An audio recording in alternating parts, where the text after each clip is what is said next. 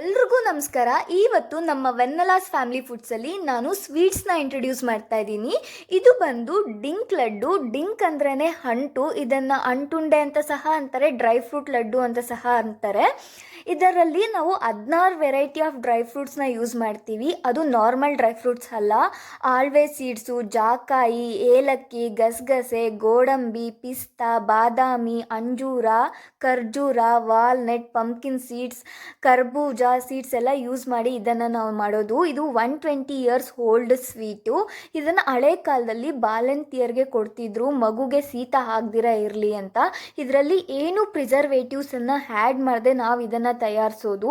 ಇದು ಶುಗರ್ ಪೇಷಂಟ್ಸ್ಗೆ ಎಲ್ಲ ತುಂಬ ಒಳ್ಳೆಯದು. ಡ್ರೈ ಫ್ರೂಟ್ಸ್ ಕೊಟ್ಟು ತಿನ್ನಿ ಅಂದರೆ ಮಕ್ಕಳೆಲ್ಲ ತಿನ್ನಲ್ಲ. ಇದೊಂದು ಲಡ್ಡು ಕೊಟ್ಟು ತಿನ್ನಿಸ್ಬೇಕು. ಇದು ತುಂಬ ಹೆಲ್ದಿಗೆ ಒಳ್ಳೆಯದು. ನಿಮ್ಗೆ ಬೇಕು ಅಂದರೆ ಆರ್ಡರ್ ಮಾಡ್ಕೊಳ್ಳಿ ಸ್ಕ್ರೀನ್ ಮೇಲೆ ಇರೋ ನಂಬರ್ಗೆ. ಅಷ್ಟೇ, ಈ ವಿಡಿಯೋಗೆ ಬಾಯ್.